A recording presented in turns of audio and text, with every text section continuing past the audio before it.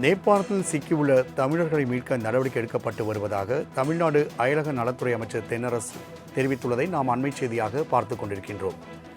டெல்லியில் உள்ள தமிழ்நாடு இல்லத்தில் அயலக தமிழர் நலத்துறை சார்பில் குழு அமைக்கப்பட்டு நடவடிக்கை எடுக்கப்பட்டு வருவதாகவும் அமைச்சர் தெரிவித்துள்ளதை தற்போதைய அண்மை செய்தியாக பார்த்துக் கொண்டிருக்கின்றோம். கும்பகோணத்திலிருந்து சுற்றுலா சென்ற தமிழக பயணிகள் 57 பேர் நிலை என்ன என்பது குறித்து பெரும் கவலை ஏற்பட்டுள்ளது. இந்நிலையில் நேபாளத்தில் சிக்கியுள்ள தமிழர்களை பத்திரமாக மீட்க நடவடிக்கை எடுக்கப்பட்டு வருவதாக அயலக நலத்துறை அமைச்சர் தென்னரசு தெரிவித்துள்ளதை நாம் அண்மை செய்தியாக பார்த்துக் கொண்டிருக்கின்றோம். கூடுதல் விவரணை செய்தியாளர் விஜயன் வழங்க கேட்கலாம். விஜயன், கும்பகோணத்திலிருந்து சென்ற தமிழர்கள் நிலை என்ன என்பது குறித்தாக தமிழ்நாடு இல்லத்தில் இருக்கக்கூடிய அயலக தமிழ் நலத்துறை குழு நடவடிக்கை எடுத்து வருவதாக அமைச்சர் தெரிவித்துள்ளார். கூடுதல் விவரங்களை பதிவிடலாம்.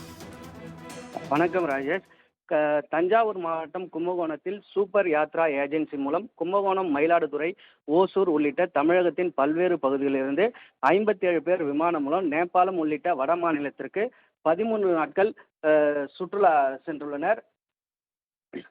கடந்த 3 நாட்களுக்கு முன்பு புறப்பட்ட அவர்கள் 3 பேருந்துகளில் 2 நாள் நேபாளத்தில் சுற்றிவிட்டு இன்று காலை தான் எல்லை விட்டு தீபத் சென்றுள்ளனர். அப்போது இந்த இயற்கை பேரிடரில் சிக்கியுள்ளனர். 3 பேருந்துகளில் சென்ற உள்ளவர்களில் ஒரு பேருந்தில் உள்ள 20 பேர் மட்டும் பாதுகாப்பாக இருப்பதாகவும் தன்னை தொடர்பு கொண்டு கூறியுள்ளனர். மேலும் 2 பேருந்துகளின் நிலை என்ன என்பது தெரியவில்லை. அதில் 37 பேர் இருப்பதாகவும் தெரிவித்துள்ளனர். மேலும் தனது மகன் உபர்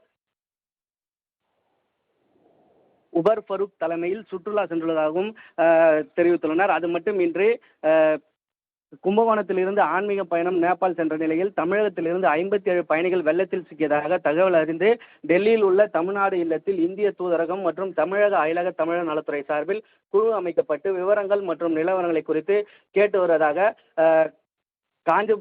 தமிழ்நாடு அயலக நலத்துறை அமைச்சர் தென்னரசு அவர்கள் தகவல் தெரிவித்துள்ளார்.